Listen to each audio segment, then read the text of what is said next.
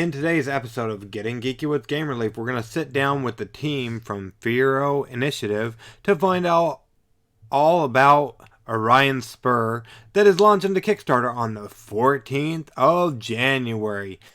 This more clearer, crisper Getting Geeky with Game Relief is proudly being brought to you by all of our Season 3 Kickstarter campaign backers.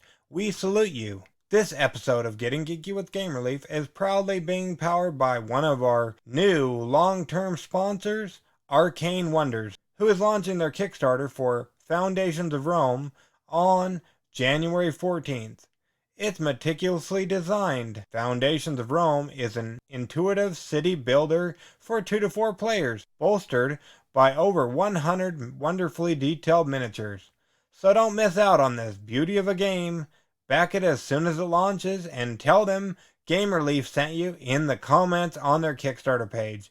More can be found in our link via the show notes or by going to foundationsofrome.com. Now on with the interview.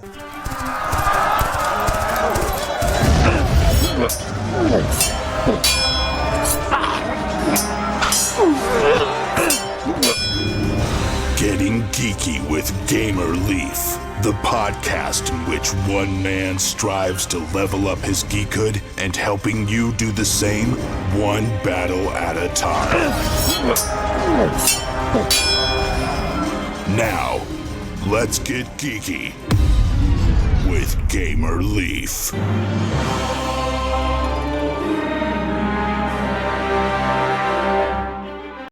Welcome to Getting Geeky with Game Relief. Today we've got a special couple of guests for you as we're bringing you a little bit of a podcast interview about a new game launching to Kickstarter called Orion Spur. Today we're joined by the creators and masterminds behind this game, the team over there from Fiero Initiative. Is that right? Is that how you guys fall in line with Orion Spur? That is correct. Yep. Awesome. And who all is joining us, and how do you fit in line with Fiero Initiative? Let me go ahead and give you guys an introduction. I am Ryoga Mizuno.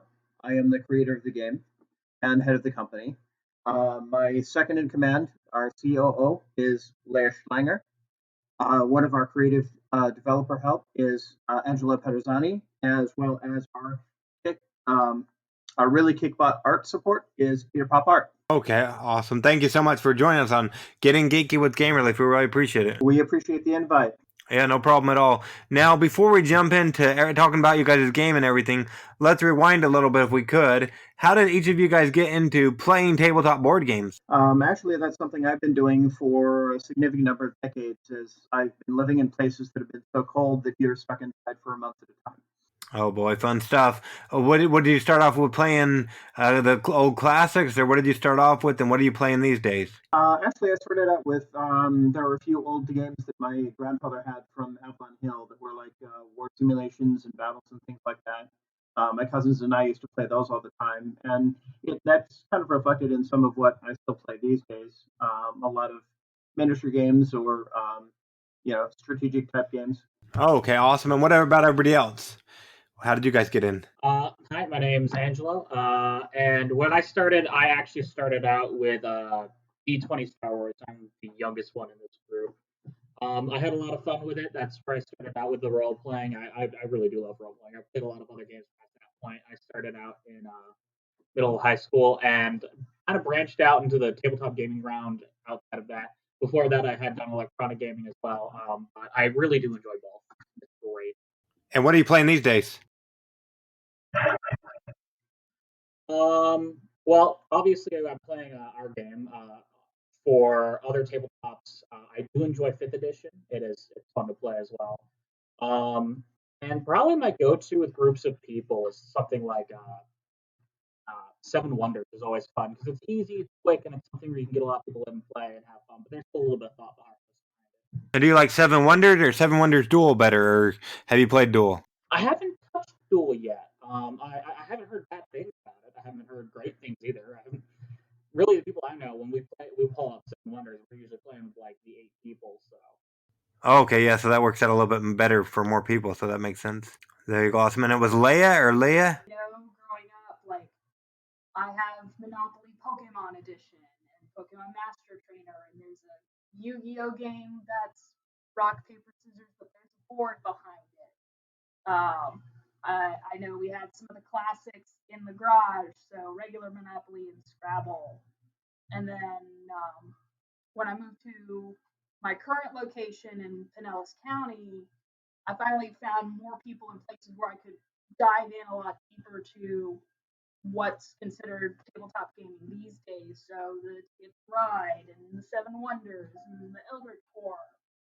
I had some friends that were watching Will Wheaton's Tabletop, and that was a very big pull to really go, okay, I want to try that, and I want to try that, and I want to try that. Awesome. And what are you playing these days? Working a lot. I'm playing Pokemon, I'm playing Monster Hunter, and then on the tabletop side, I will break out Clank very regularly. Every couple of months, I try to break out Eldritch Horror. She's trying to be modest and trying not to tell you how much Mansions of Madness we sometimes play. That is on the list too. I've got a bunch of the Harry Potter games that the Op's been putting out, and those have been a lot of fun. I play whatever sounds fun in the moment. Well, there you go. That makes sense. Awesome. So that's pretty cool. And then was there one other person joining us as well, or? Yep, it's me. It's Peter Popart, and I am the art director for the game. Okay, awesome. And how did you get into playing tabletop board games, or do you just draw? Actually, I'm primarily an illustrator, and for this project, excuse me, I also have a illustrators agency where I go and find artists' work, and the game company the artwork for this game is being created by two of my illustrators. Okay, awesome. And so you don't play though? You don't play games? I've recently started playing the Ego Stranger Things game. Oh, how is it? How is it? That's on my list of things I have to get. My wife actually got me the collector's edition of Stranger Things Monopoly for Christmas. I just got that too, and it's beautiful. If you like the show, the front of the box is like a TV with a VHS thing attached to the top. I have yet to play it, but I've opened it up and looked at like the 20 million pieces in it, and it's beautiful. And the Ego Stranger Things game is fun. So, like, I'm not a gamer, okay? So let's keep this in mind, but I play a great Monopoly. This is not Monopoly. This is Ego Stranger Things. So what happens is you play a card, and let's say it's got Dustin on it. Well, let's say it's red.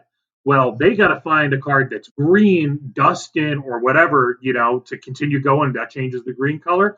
Or you got to play the initial red color and keep it going until that happens. And inside there are four demagogues that when the fourth one comes out, no matter where you are, you're dead. It sounds kind of like Uno to me. Is it similar to Uno?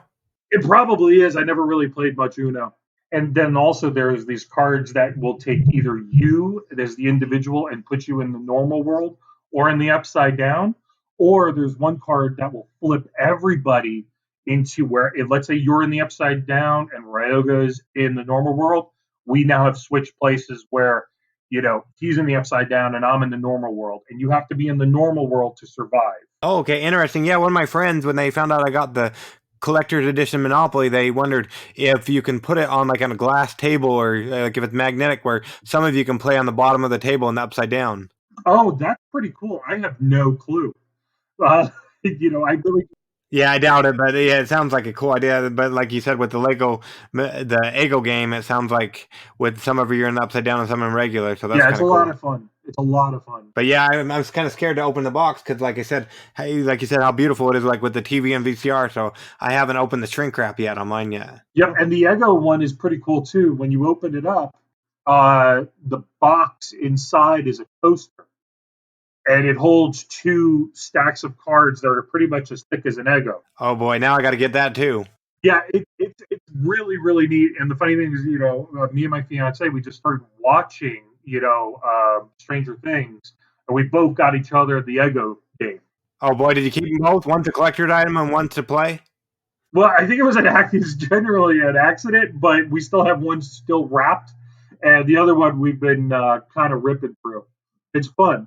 There you go. That's the way to do it. Yeah, and a couple years back, I saw something on the shelf that I really wanted to get. Didn't get it at the time. It was just the first two seasons, but it was like the Stranger Things episode 1 and 2, or season 1 and 2, in what looked to be like a VHS tape deck or whatever, but it was really on DVD. But I thought that was pretty cool.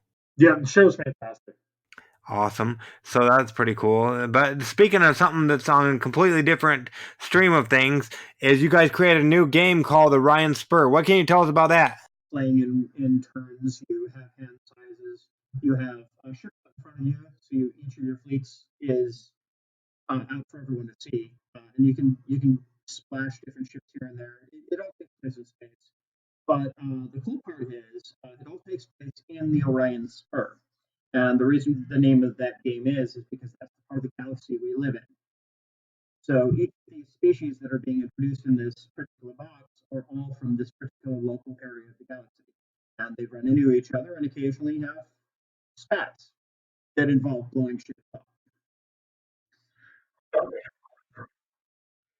Yeah, it's each of the different species has their own particular type of, especially seen in the artwork. They have their own styles, they have their own cultures, so they build their ships a little differently.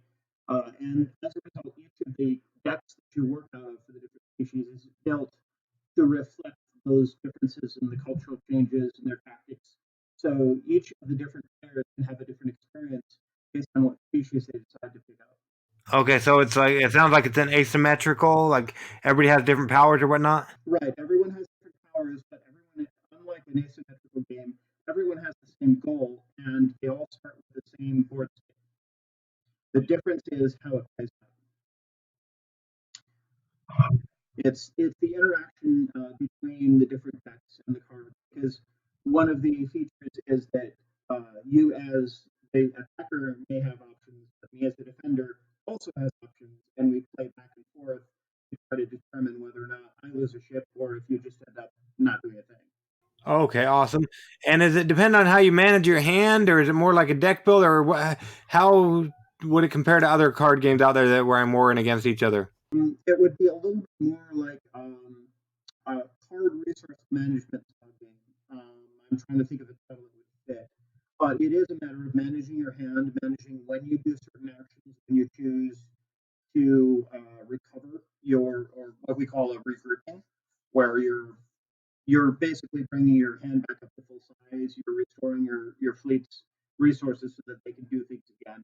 When you do that versus when you decide to press on and play, maybe some more attacks or whatever else, when you can get a good card brought in. There's all sorts of different things that allow you to manage what options you have during a given turn. Okay, awesome. And me and my family are big geeks over when it comes to play mats. It looks like they're a pretty sweet play mat that comes with this game as well, or that you can get as an add-on or whatnot. Mm-hmm. Yeah, the playmats are both designed to look really cool, which they do a great job of. But they're able to help you keep in your ships in the formation, as well as giving you places to put your tactics specs, as well as your ship cards and your trophies, which is part of how you score the game. Okay, and awesome. And I imagine is it a neoprene mat? Yes, they will be. There's the one that you see on the site there is just the basic one that we've come up with. There will be more species themed ones down the road. Okay, awesome, awesome. So yeah, it looks and it sounds like a pretty cool game. And you're launching the Kickstarter on the 14th of January. Is that right? That is correct. And it'll be up there on Kickstarter for how long? It's going to be up there for a full 30 days, so it'll be there till almost Valentine's Day. Okay, there you go. So you know what to get you for your sweetheart for Valentine's Day. Go ahead and back Orion Spur.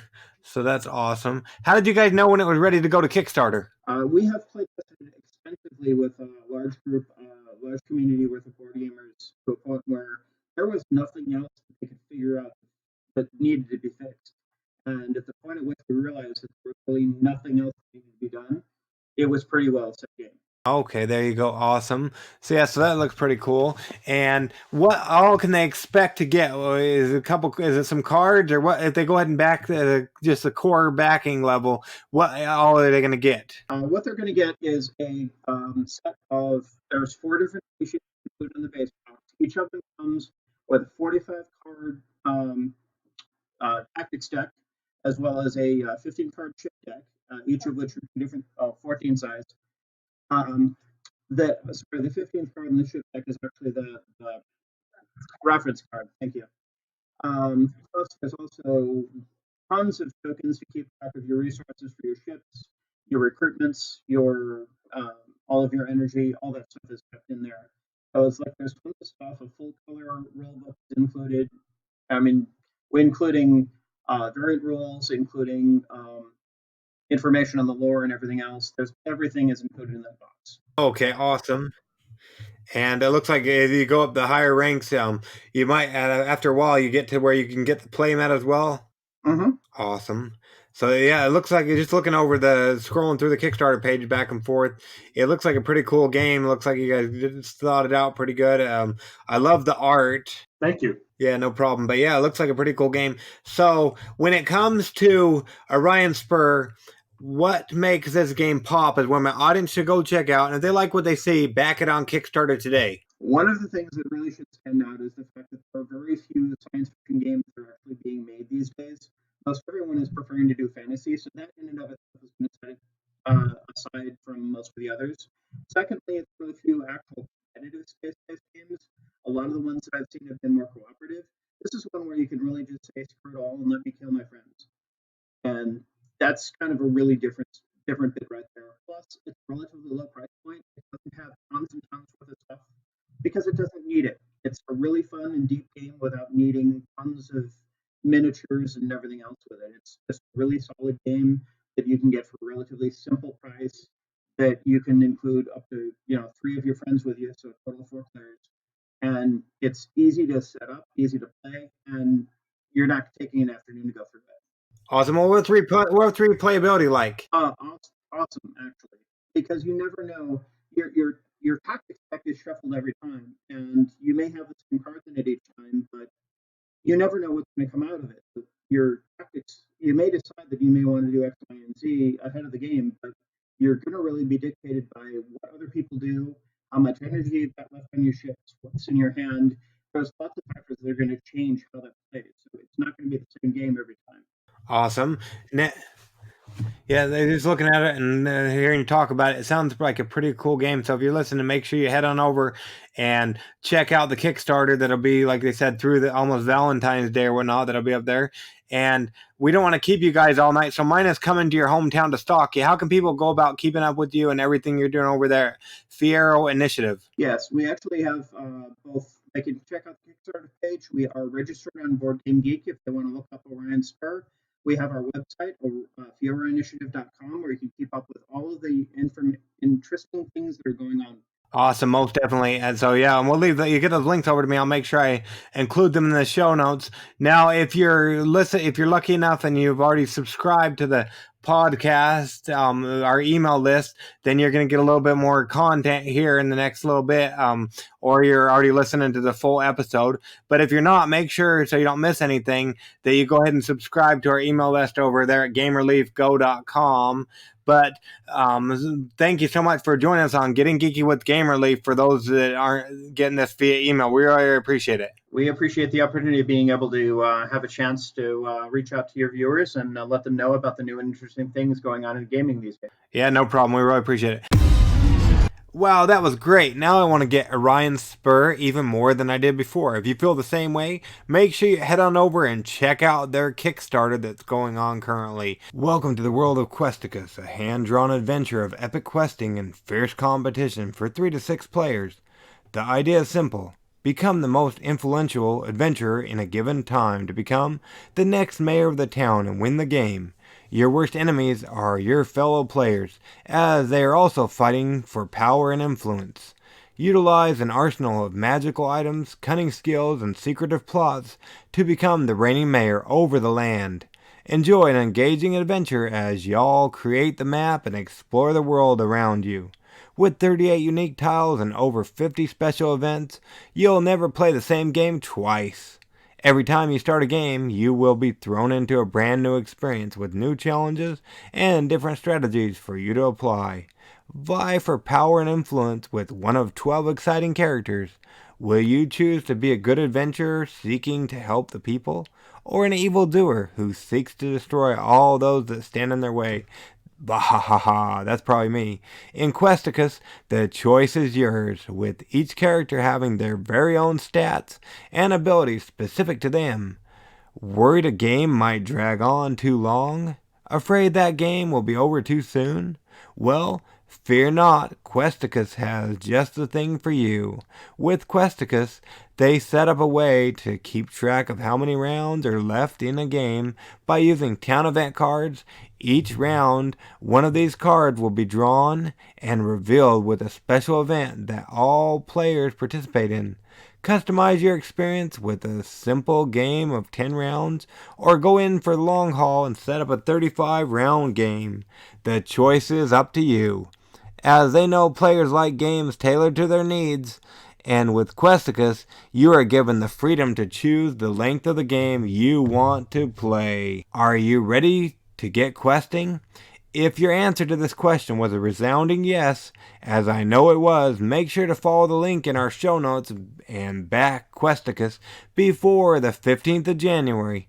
Tell them Game Relief sent you in the comments on their Kickstarter page. Hey, I know you're thankful for getting geeky with Game Relief, so do us a favor. Drop us a rating and review over iTunes or your favorite podcast catcher. This helps more people find Getting Geeky with Game Relief, which will help more people find The Giveaway Geek, which will help us bring you more awesome content on our podcast and giveaways for you to win cool games. And because we don't necessarily eat turkey on Thanksgiving Day, this gives us something else to be thankful for. You, the fans. If you liked any of the games we talked about in today's episode, make sure you check out their Kickstarter campaigns to show them and us a little love. Backing them goes a long way. Plus, make sure to stay up to date on all the giveaways we're doing over at thegiveawaygeek.com. There will be at least 2 to 3 new giveaways going live over there next week. It's our least favorite time as well as yours. So until next episode, make sure you go ahead and get geeky, stay geeky, and bring others in the geek fold by sharing our episodes with others, as well as keeping up with the giveaways we're doing over at thegiveawaygeek.com. Game Relief out.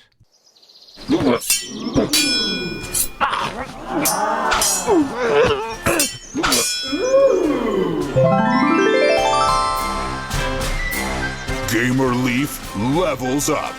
Tune in next week to see if Gamer Leaf's luck holds up.